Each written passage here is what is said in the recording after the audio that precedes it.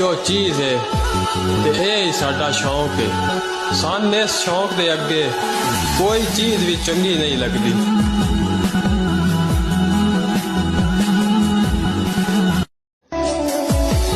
यो चीज़ है ते यही साडा शौक है। सान इस शौक दे अगे कोई चीज़ भी चंगी नहीं लगती।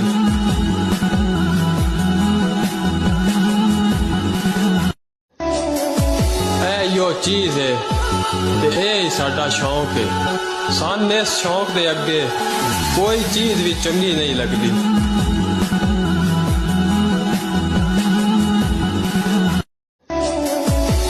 यो चीज़ है ते यही साडा शौक है।